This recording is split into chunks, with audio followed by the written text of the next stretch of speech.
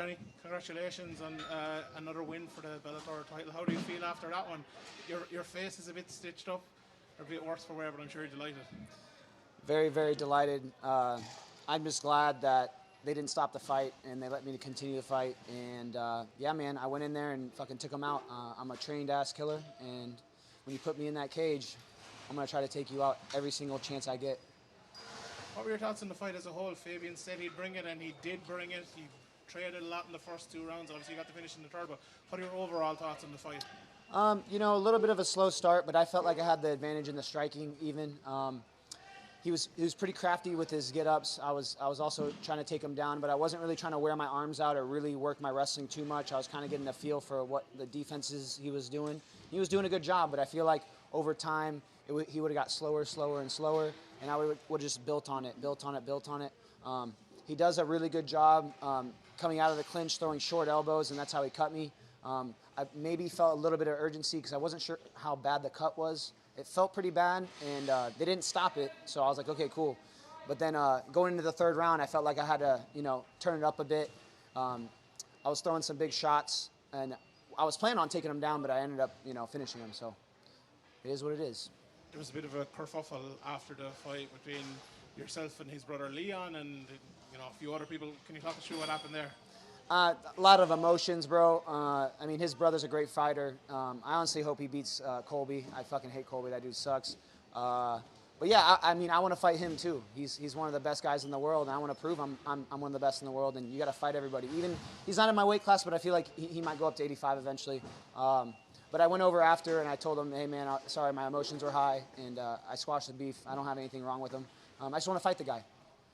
It's obviously very unsure times for Bellator at the moment, and you as a champion, one of the main representatives of the organization. How do you feel going forward? I'm sure it's uncertain for you as well what's happening next. Man, I don't give a fuck. I'm here to fight. I will be employed regardless of where I'm at. I'm a trained killer. I can put people out. I can go 5 rounds. I'm the fucking full package. So whoever wants to employ me, I'll fight for them. What's up with the crowd hating, by the way? Because they were like singing to Country Road at first, and then all of a sudden they're hating. I tried to win them over with Country Roads. I felt the love, and then they booed me. And I was like, fuck. But you know what? I liked it because I've never been in enemy territory, and I was like, damn, okay, this is what it feels like, and it is what it is, and I embraced it. You still got to savor. You got to savor the walkout a little bit, like feel that good energy, I guess, at first. Yeah. I felt like I found my walkout song, kind of, actually. Yeah. I love that. I've never had a walkout like that, and it felt good, so I might stick with that one. We talked about you setting new milestones for yourself because you're undefeated and all that stuff. Is this, fighting in hostile territory, is that something that you had to get over as well, like experience? Yeah, of course. That's definitely a step in the right direction. You're never going to be sure of your environment every single time. You can't predict every single thing that's going to happen. So kind of going into unknown territory and putting yourself in uncomfortable positions is kind of a, part of it. And I just enjoyed it and embraced it.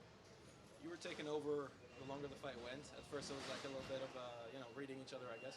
I think you mentioned the cut.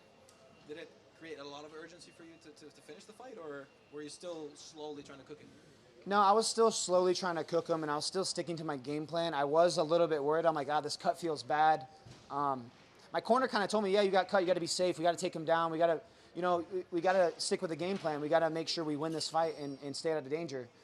And they didn't really tell me how bad the cut was. And then I guess they sat down, they looked at each other, and they're like, yeah, that cut's fucking bad, bro. And I don't know, maybe I read it, or I don't know. I just went in and I was like, all right, well, I'm going to put my hands on this dude, and I'm either going to knock him out or I'm going to take him down and try to finish him. And I'm always trying to finish. Every single round I'm trying to finish, but, sometimes you can't. Do you think sometimes people, when they, create a lot of damage on something like a big cut like that, like they start getting overzealous and, you sort of have to stay composed? With him, I don't really think so. He's pretty patient. He seemed pretty patient, pretty calm through the whole thing. I think he was nervous though, but he did a really good job of staying patient throughout the fight. And are you the best middleweight in the world? I mean, I can't take anything away from Sean Strickland. He's my dog. We're definitely 2 of the best middleweights in the world. I think he's one of the best. I think I'm one of the best. I get to train with a dude, and we're both champs, dude, and it's a pretty cool time. That's all I can really say about that. Iron sharpening iron, love it. Yeah, iron sharpens iron. Congratulations on the win. I know you'd need time to probably digest this one, but is there anyone you're looking at in the middleweight division for when you are back in the title? Aaron Jeffries, you can get these fucking hands, dog. I will whoop your ass. He's the next middleweight, so I don't really hate him or anything. I'm just whatever.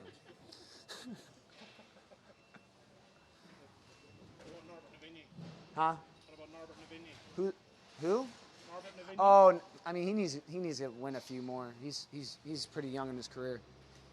I mean, he's cool. I've met him. He seems like he has a bright future for sure. Thanks, Johnny. That it? All right, sick.